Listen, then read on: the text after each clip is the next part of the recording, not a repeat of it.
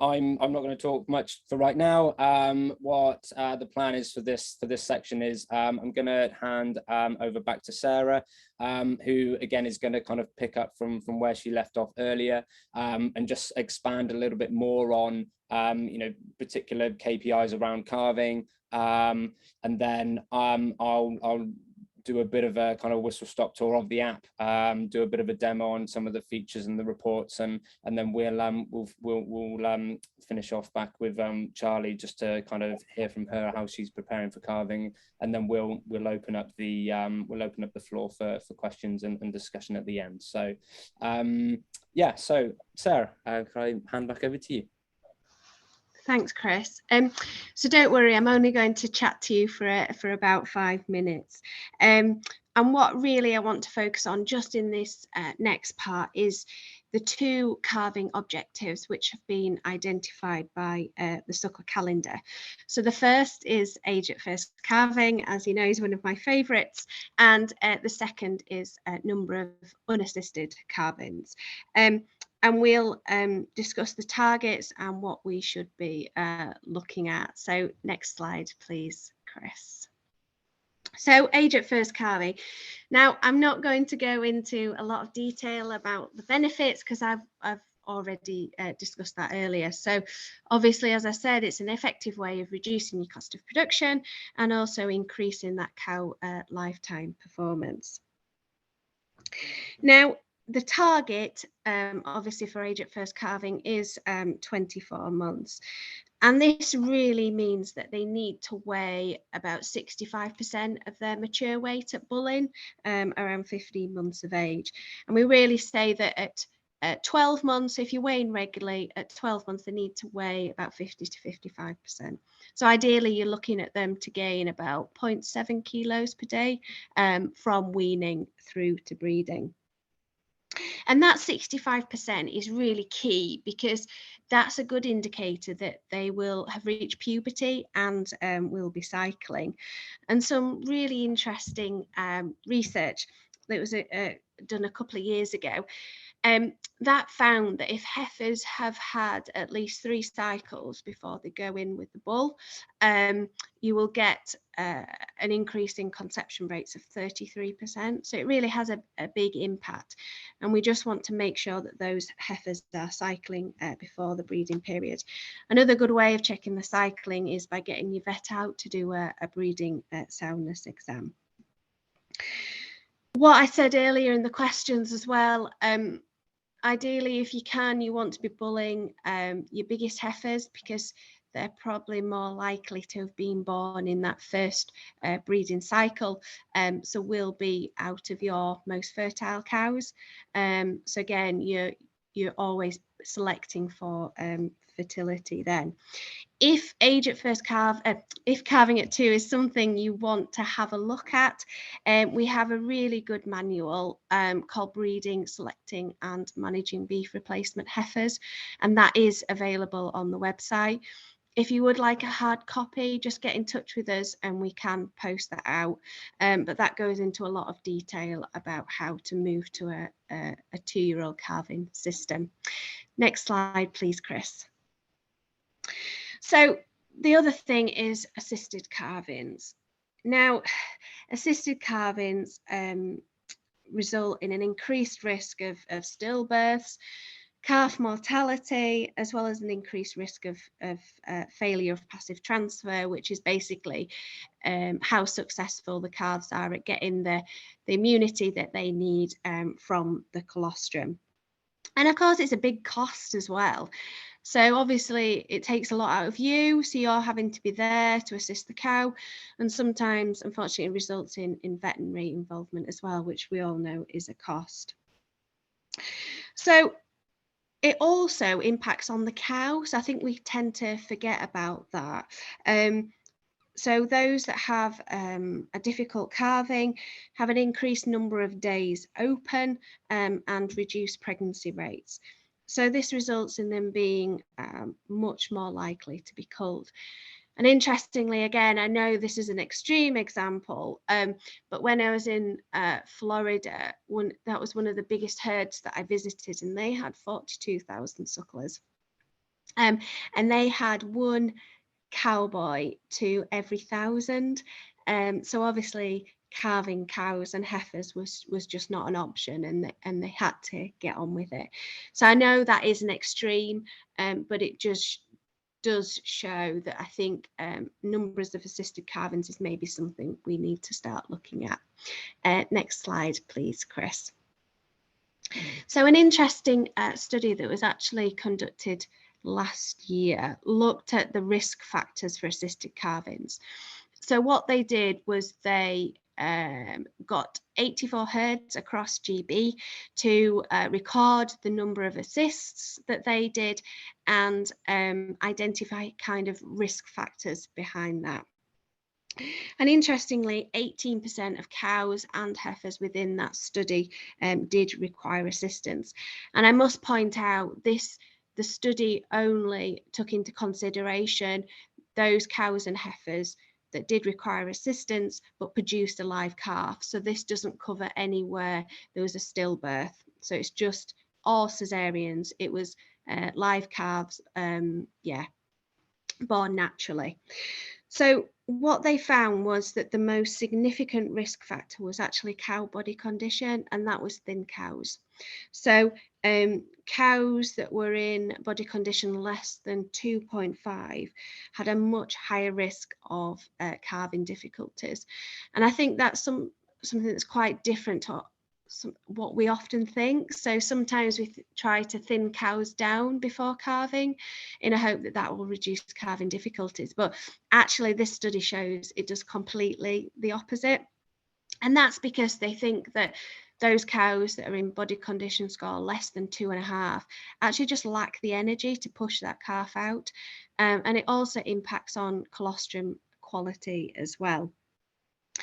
And even more interesting is that the egg for the next pregnancy starts to develop in the last trimester of the previous pregnancy. So if you're thinning cows down and they're not in the correct body condition score, that will impact the development of that egg and will reduce your conception rates for the next calving season. So as we're approaching calving, do have a look at your rations and make sure they're okay for energy and protein. So the other risk factors that they identified were twins, which I think we all kind of know. You get a lot of malpresentations, breeds, and also heifers. So ideally, we don't want to be assisting any more than 5% of cows, and I'd say about 10% of heifers. But again, it is relevant to your system. So try and work out what your cows and heifers are doing, and then produce a realistic target for you. But again, I must reiterate, the first step to any of this is starting to record that data and analysing it. I think that's my slides, Chris. Thank you. Perfect. No, that's great. Thank you very much.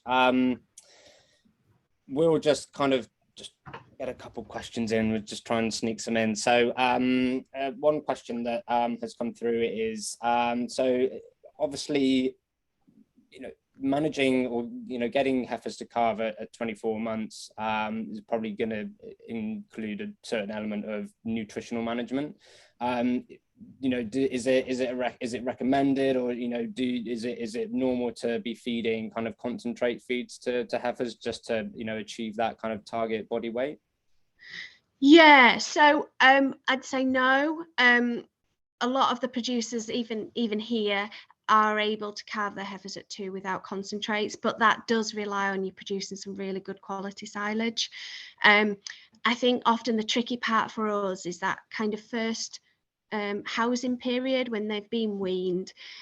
We probably shove them in the shed that's maybe not the best. It isn't suitable for the cows and it isn't suitable for the finishing stock, so we maybe put them in a shed that isn't the best. Have a look at your feed barrier space, so make sure every animal can feed, and do weigh, so that will identify if there's any issues there. But again, it's just about making some good quality silage.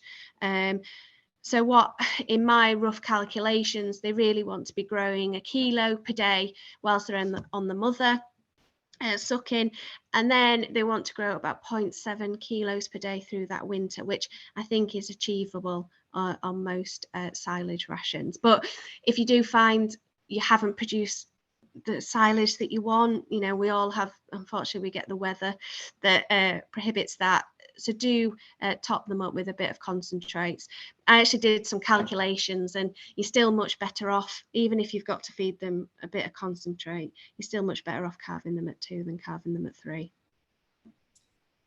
Yeah, I my kind of immediate background is in nutrition, so I was kind of almost want to answer that as well. But yeah, I think you know, your foragers, they form the, you know, the baseline of any diet. So obviously trying to get them as better quality as you can will reduce the reliance on concentrates, effectively topping it up. So, you know, my advice, just like what Sarah said, is get it analyzed, you know, and see where it's at, and if you don't think it's going to be good enough going into the winter, then yeah, you're gonna have to look at topping that up. So okay, perfect. So very kind of another little sneaky question. So for a limb cross heifer, would so for a 400, so weighing at 400 kilos for going to the bush, so would that be about right? Would that be, so a 400 kilo limb cross heifer to serve her, if Yeah, that is 15 months? yeah. So most are looking at about 420 kilos. Obviously, it's just dependent on what you think her mature cow weight will be.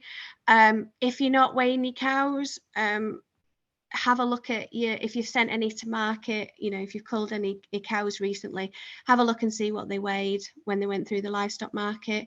That will probably give you a good indication of what your mature cow size is. But yeah, about 400 kilos does sound about right. Yeah, perfect. Okay, cool. Right. Well, thank you very much. You know, again, we will try to have a bit of time at the end of the webinar for, you know, if anyone's got any other questions that kind of pop into their mind for either myself, Sarah, or Charlie, then, you know, we'll try to give you an opportunity at the end. Very conscious of time. That's my amazing time management skills. So what I wanted to just kind of move on to now was I'm going to kind of take the floor again and just do a bit of a kind of very quick now whistle stop tour of the Breedr app, and just show you kind of what are the features and reports that are available to you this calving period. So the screen that you can see at the minute is the home screen of the app, and as you can see, there is a create animal / birth icon. So obviously the first feature I'm going to show you is how to log a birth. So once you click that icon, this page comes up.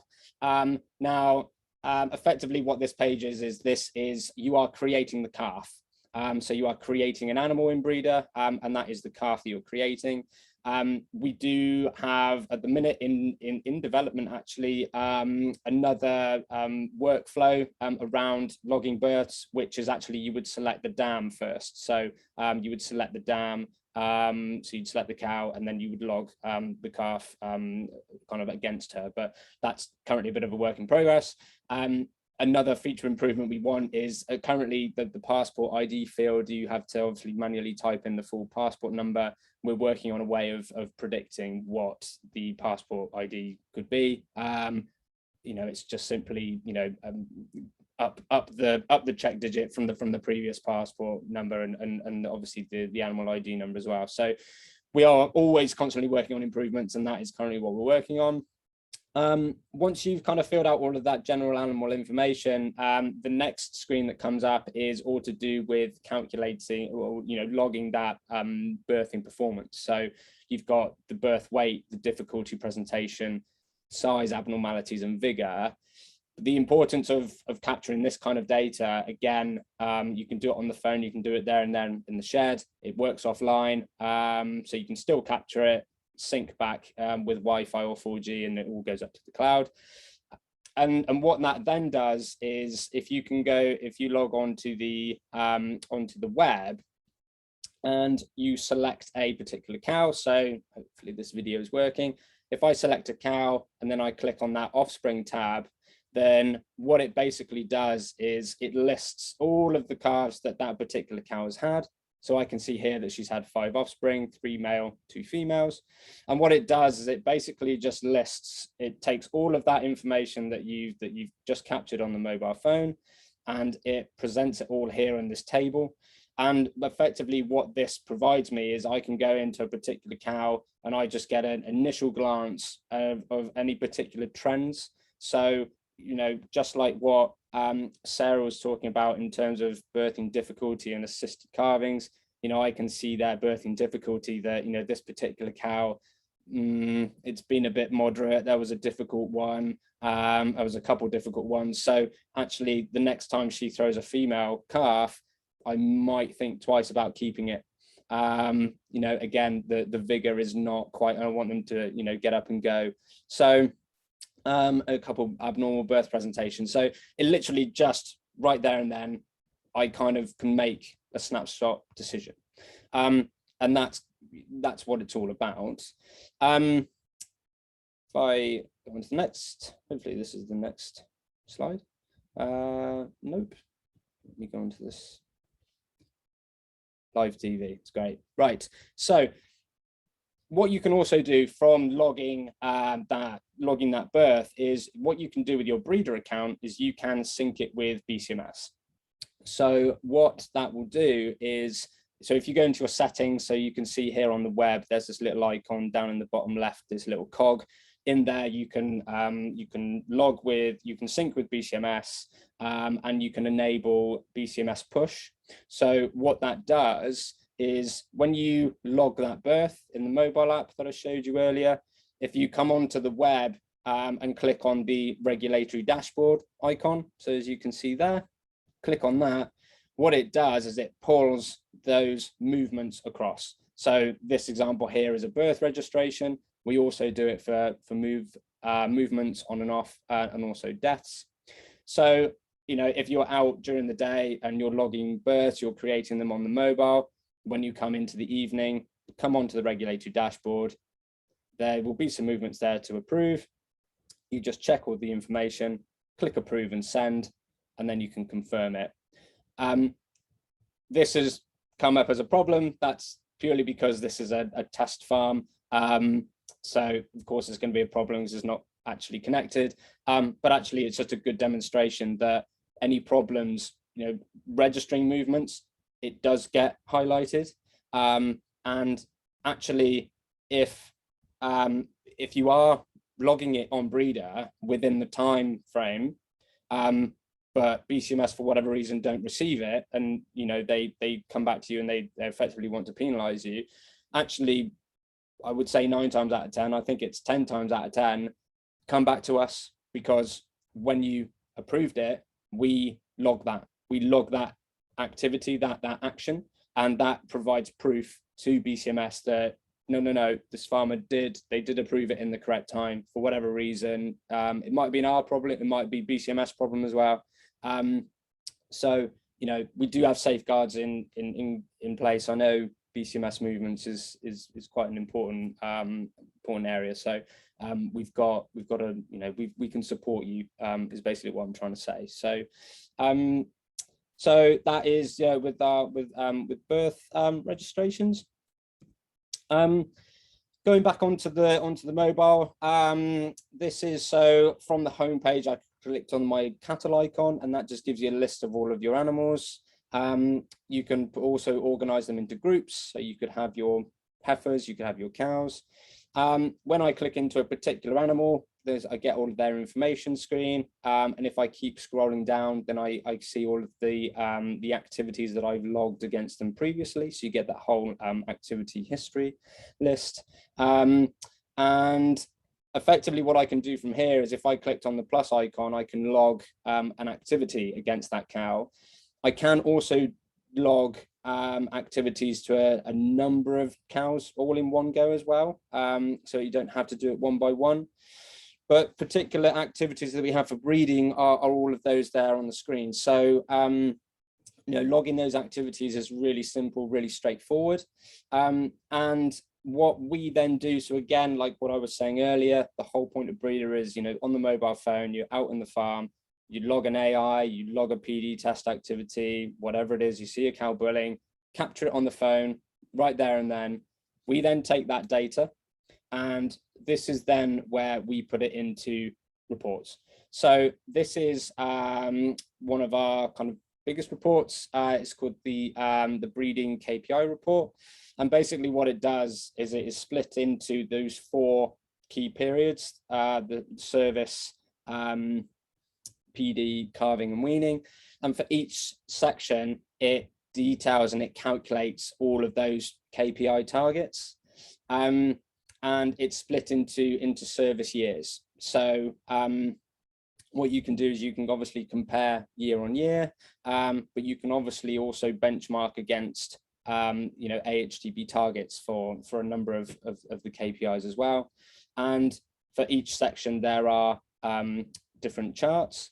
So if we focus on the calving in particular then, so these are all of the KPIs that we calculate based on all of those activities that I showed you on the mobile screen a couple slides ago.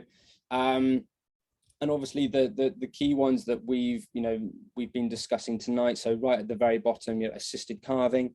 So every time you log that calving performance, if there's an assisted calving, a difficult calving, that kind of populates this percentage down here. We've got the heifer age at calving.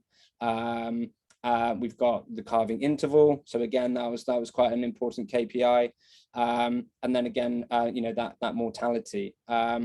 So it's, and as well as a number of other different KPIs as well. So again, the idea is in your phone, in your pocket, just capture those key data points on farm, and then that will populate this report.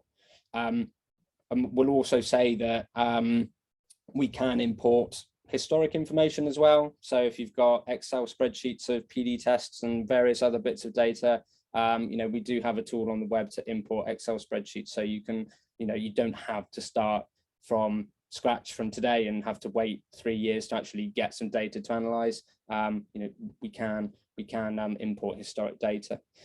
So again, just on that calving period, a couple charts to show. So this is showing the percent of cows calving the first 3 weeks, the blue chart bars versus the calving period. So, I can see here that actually over the years, the percent of my cows calving the first 3 weeks has got worse and worse, and my calving period has got longer and longer. So again, the idea of this is you can see it, right there and then, and I can intervene now. And again, the idea with Suckler Club is, we can provide the links and the contacts, via Sarah, via HDB. We can help you overcome these problems or issues, or get back to where you should be trying to achieve those targets. And then again, likewise, share your experience with Charlie, and and learn off each other. So that's that one. And then the final chart for the calving side is this chart just shows the calving interval. So calving interval of target 365 days is actually made up of the gestation period, but also the days to conception. So what this is doing is this is actually showing, right, well, I want to achieve 365-day calving interval, but is it my gestation length that's maybe too long, or is it my days to conception post calving? Am I taking too long to get my cows to conceive after calving? So again, that's what it's showing. So this is part of the breeding KPI report, is based on a average herd level. So it's all on, averages all of the cows. So it gives you, your herd status. The dam offspring performance report is a bit more granular, and that delves into the individual animals. So what this chart is showing you at the top is the average offspring daily live weight gain by dam. So I can see this cow at the top, the average daily live weight gain of their offspring is 1.38 versus, some at the bottom at 0.7. So again, it just gives me that initial insight into, right, well, you know, my top 20% of my cows for growth rate, you know, I'm going to breed from them. Maybe I'm going to do something to the bottom 20%. And again, this chart shows the same, but daily live weight gain by age. But this table at the bottom, again, is exactly the same principle. But what it does is it actually takes all of those KPIs from the breeding KPI report and it shows them for individual animals. So again, if we focus on the calving tab, so they're all in tabs, we focus on calving. What we've got on the left-hand side is each individual cow, the number of calves that she's had, the age at first calving that she was, and then, you know, of her calves, how many, you know, has she calved successfully? Has she not? How many of them have been assisted? How many stillbirths and abortions? And then again, it's her average calving interval. So I could see here that this cow at the top, number 1047, she's had 5 calves, of which she's successfully calved, all of them, that's great, but actually 50% of them have been assisted. So, you know, again, I can make a decision on that. You can see there's that little down arrow there as well. So I can sort each column by, you know, ascending or descending order. So again, if I, as my business, if I'm really targeting, right, I really want age at first calving, I want assisted calving, then I can sort and you know, I can select cows based on you know, exactly what kind of criteria I want. So that was a really quick kind of whistle stop tour, I'm afraid, of the Breedr app. I mean, there are a couple of questions just kind of based on that really quickly cover. So logging body condition score, we do have an activity that it does exist in the Breedr app. You can log a body condition score against it. It's part of the data analytics. Off body condition score is a bit limited at the minute, but again, it's something that we want to, you know, we want to improve on. So you know, please keep bringing that kind of feedback in. Yeah, so I kind of, based on that, I'll probably finish there and pass just back over to Charlie just to kind of finish off tonight's webinar by just kind of explaining where she's at with this year's calving. Cheers, Chris. Yeah, so I think you probably gauged from us earlier that we are completely new to this. Like, we have always sold store cattle. We don't weigh. We're just investing in our first set of scales, and you know, we're really starting from the beginning with this. But our key aims for this calving are building up that bank of data. We do have historical data on who's, you know, on like whose calf is who and whatnot, but we don't have those details about calving ease, calf figure, and things like that. And that's the data I'm really looking forward to inputting, to then using to make our decisions on our replacement heifers. We do have quite a continental cow now. I am very conscious of losing the maternal traits because we do have good maternal traits. You know, we're not the efficiency. Yes, Sarah might disagree when I say we've got good maternal traits, because our efficiency is nowhere near what it should be. But we do have, you know, we don't have to assist calvings. They are milky cows. We're a little bit out of getting a calf every 365 days, but it's things like that that I really want to build on. So it's just building up that bank, really. That's our main aim for this calving, and using that to go forward. We know that the data we yield will directly affect the decisions that we make in the future now, whether that not only on the heifer choices that we make, but also on the bulls that we purchase. You know, do we keep on with the way that we're purchasing bulls now, or do we select a maternal bull as such for breeding our replacements from, or you know, how do we work that? So yeah, I think we're very conscious of finding the balance between maternal and terminal traits, and listening to Sarah speaking earlier is really good to kind of reaffirm that what we're doing and what we're looking towards is the right way to go. So yeah, that's us really. Perfect. No, that's great. because again, kind of correct me if I'm wrong, Charlie, because I'm probably going to get this wrong now. You are finishing your cattle, or you are selling at stores. Yeah, okay. I thought I'd get that one. Stores. Awesome. We do a couple that we finish, maybe, I think we finished about 20 last year that we put in a mixture of going through beef boxes that we sell locally to local consumers, and then a couple that we fattened and put into the market, but only because we had a bit more shed space last year. So just playing about with it really, but we definitely know that selling on the store market is what suits our business, because if we were going to go down the finishing route, then we'd have to be looking at more closely at our feed. At the moment, we're very low maintenance. We're just feeding rolled oats. It depends between rolled oats and rolled barley. Because of the arable side, we grow it all ourselves, and basically we feed what's worth less. So it's been oats this year, and our own home-grown silage. So if we were finishing, we'd definitely need to be reconsidering that ration and growing maize or something, and it's not something that any of us are interested in. So yeah, perfect. I mean, just I knew you were finishing something. I knew there was something in there. A question actually, it kind of popped up earlier in the webinar, and I think now's an opportunity just to ask it. You kind of mentioned earlier that you obviously moved away from dairy. The question kind of coming through was whether you had any sort of kind of Yoni's issues, or did you have any sort of plan to kind of overcome that, or mitigate against Yoni's? So we started, like I said, we started the beef herd back in the late 80s by buying in the dairy cross. As with a plan for Yoni's, I don't know if there was one. I'm not sure. I was but a twinkle in my father's eye at that point.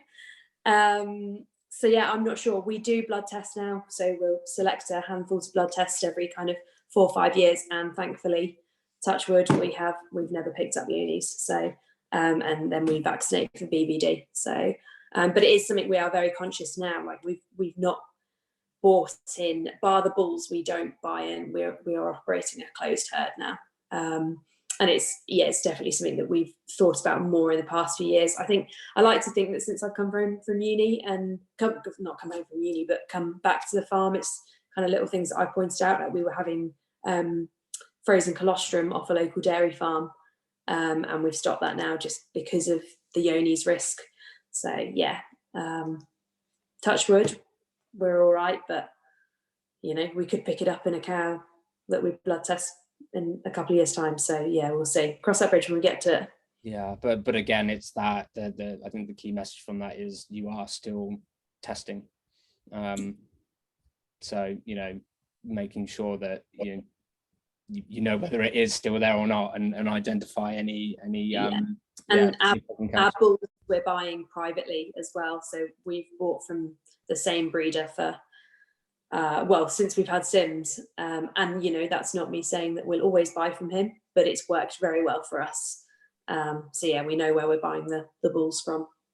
Yeah, perfect. Yeah, again, very important. Okay, excellent. Well, thank you very much.